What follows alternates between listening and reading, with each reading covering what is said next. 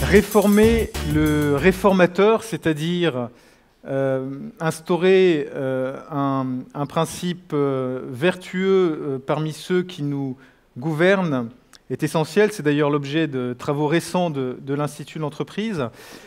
Un des sujets qui est au cœur du problème décisionnel français, c'est celui du non-renouvellement des élites politiques. Et le prochain orateur va nous expliquer comment faire de la politique de façon professionnelle sans pour autant être un professionnel de la politique. Je vous demande d'accueillir Jean-Charles Simon.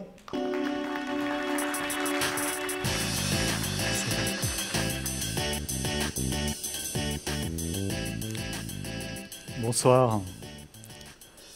Le Brexit, au mois de juin, Trump, il y a 3 semaines, peut-être dimanche, un nouveau succès pour le mouvement 5 étoiles en Italie et l'extrême droite en Autriche. Hier, Podemos, Ciudadanos en Espagne, Syriza en Grèce, le Parti Pirate en Islande ou ailleurs. Qui sait, l'année prochaine, l'AfD ou Die Linke en Allemagne, sans oublier bien sûr la France. Partout, la dénonciation de ce qui apparaît comme le système politique, le système, et plus généralement le système politique, rencontre une profonde adhésion. Dès 2015, lorsqu'on interrogeait les supporters de Trump sur leur motivation, la première réponse de très loin, c'était « il n'est pas du système ». C'est le cœur de la crise de nos démocraties aujourd'hui. Le sentiment qu'une caste a quelque part confisqué la vie et le pouvoir politique. Des hommes, il faut bien le dire, surtout, qui ont fait de la politique une carrière, qui semblent absolument imperméables aux sanctions des urnes, du temps, des faits, parfois même de la justice, qui ne vivent jamais la vie des citoyens comme salariés, chefs d'entreprise ou indépendants, mais qui semblent toujours être dans le confort des mandats ou de fonctions rattachées. Pour répondre à cette défiance, voire cette colère des peuples, il est urgent et indispensable de déverrouiller la politique. En 6 mesures concrètes, très simples, il serait tout à fait possible de refonder notre système institutionnel et donc notre démocratie. La première de ces mesures, c'est presque une évidence, c'est l'absence de cumul des mandats. Pourtant, la France est encore très mauvais élève en la matière. 80% des parlementaires cumulent au moins 2 mandats, quand ce chiffre est de 10 à 16% dans les autres grands pays européens. Pourquoi cumuler? Pour consolider un fief, écarter la concurrence, parfois tout simplement pour améliorer les revenus, parce que certains mandats sont très mal rémunérés. À partir de l'année prochaine, le non-cumul devrait être mieux encadré. Mais en fait, le diable est dans les détails et les mêmes problèmes subsisteront si les dispositions votées ne sont pas améliorées. Par exemple, les parlementaires pourront continuer à cumuler des mandats locaux moins visibles, des mandats de second rang, des mandats dans des intercommunalités, des mandats dans des sociétés d'économie mixte. Je vais vous donner un exemple de cette hypocrisie que je suis sûr que vous avez tous vu. Pendant la tragédie de Nice, en juillet dernier, vous avez sûrement tous vu le maire de Nice dans tous les médias. Je suis sûr que vous arrivez à le visualiser. Et pourtant, si c'était bien le maire de fait, en droit, il n'était plus que le premier adjoint, parce qu'il avait dû laisser sa mairie depuis qu'il était devenu président de la région PACA. C'est ce genre d'arrangement avec lequel il faut absolument finir pour aérer la vie politique. Et donc, il faudrait un non-cumul absolument exclusif, sans arrangement, sans exception, sans dérogation. La deuxième règle est peut-être encore plus importante. Il faudrait qu'il n'y ait pas plus de 2 mandats à la suite pour une même fonction, et pas plus de 3 mandats dans la vie. Aujourd'hui, les mandats qui s'enchaînent sans fin, ce sont de véritables nids à clientélisme, parfois même à corruption.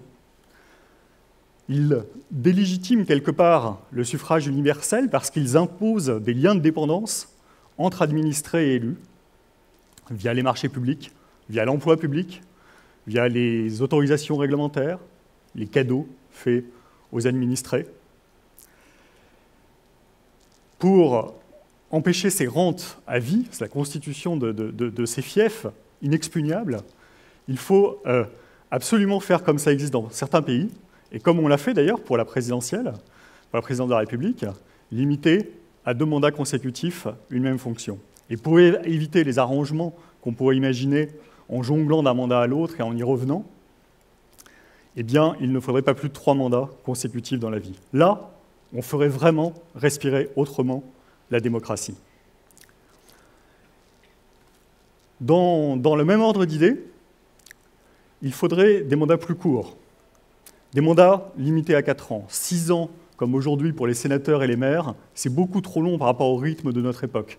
Ça donne le sentiment de vouloir confisquer un pouvoir, de vouloir éloigner le risque de sanctions par les électeurs. 4 ans pour tous les mandats, ce serait, encore une fois, une respiration supplémentaire pour notre démocratie. Et si vous la combinez à la règle précédente, ça voudrait dire des règnes, par exemple dans une municipalité d'au plus 8 ans, des carrières politiques d'au plus 12 ans, de quoi s'assurer d'avoir enfin des représentants qui aient fait autre chose dans leur vie que de la politique. Alors il y a un sujet aussi, c'est la question de l'origine des élus que nous avons. Et il faudrait imposer une démission automatique de la fonction publique en cas d'élection. Ce serait quelque part rétablir un équilibre entre les candidats, quelle que soit leur origine. Aujourd'hui, la représentation de la sphère publique dans la vie politique est totalement hypertrophiée, pour une raison très simple. C'est la seule catégorie professionnelle qui peut s'y engager sans réellement prendre de risques. Et en plus de l'inégalité que ça crée, ça donne le sentiment d'une forme d'endogamie entre l'administration et les élus qui éloigne un peu plus cette sorte de sphère publique du reste de la société, au cœur de la crise que j'évoque et qui est patente dans tant de démocraties aujourd'hui. Une règle très importante pour la France, parce que ce qui a été décidé il y a une vingtaine d'années sur la suite d'affaires est très problématique. Il faudrait un financement 100% privé et libéralisé de la vie politique. Supprimer le financement public des partis politiques, qui est aujourd'hui leur principale ressource, et permettre des versements libres aux candidats, ce serait enfin pouvoir se dégager de l'emprise des appareils, du monopole des investitures et de toutes les manipulations qui s'y attachent. Ce serait en fait quelque part, sous condition probablement de plafond, et évidemment dans une transparence absolue, donner une prime aux meilleurs qui n'auraient pas besoin, s'ils veulent tenter leur chance, de devoir intriguer pendant des années dans des appareils. Et la 6e et la dernière règle, elle est quelque part aussi en lien évidemment avec les premières. On pourrait avoir 2 fois moins de mandats en France. Plus de 900 parlementaires, beaucoup plus que beaucoup d'autres démocraties, et parfois des pays beaucoup plus peuplés. Des assemblées locales pléthoriques, un nombre absurde de communes, vous savez, autant en France que dans tout le reste de l'Europe. Tout ça, ça nous conduit à avoir 600 000 mandats en France. C'est à 1,5% à peu près du corps électoral. C'est absolument considérable. Alors beaucoup de ces mandats sont cumulés, comme on l'a vu au début. Beaucoup de ces mandats sont aussi inutiles ou redondants, créant un écheveau de responsabilité absolument incompréhensible pour les citoyens, et aussi souvent le sentiment, avec le cumul justement, que tout ça, ça sert à la répartition de fromage entre des élus et des partis politiques. Alors que, comme je le disais, beaucoup de ces mandats sont en fait assez mal rémunérés.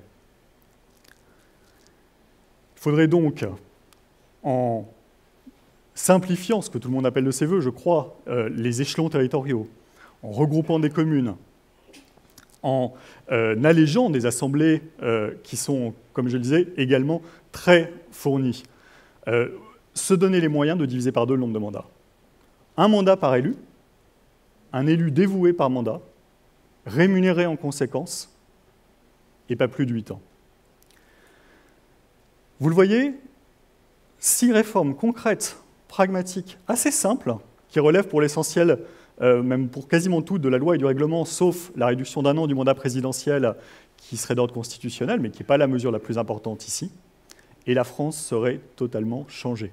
Son paysage politique serait révolutionné, plus de politique de carrière, mais les meilleurs possibles, issus de tous les horizons, qui accepteraient de se consacrer quelques années à la collectivité. Tout en découlerait. Plus de conservatisme par système, plus d'immobilisme par calcul, plus de recul par lâcheté, plus de compromission par habitude. Mais au contraire, des choix plus rationnels, des réformes courageuses à temps, des décisions mieux acceptées, des fonctions renouvelées régulièrement et accessibles à tous, et la probité restaurée. La politique non plus hors de la société, mais immergée dans celle-ci, et un pays enfin réconcilié avec lui-même.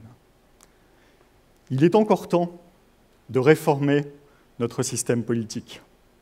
Sans quoi, on vient de le voir, les peuples se révolteront, jusqu'à mettre en danger la démocratie s'ils ont le sentiment qu'ils n'ont pas d'autre alternative. Vite, il y a le feu. Merci. Merci Jean-Charles.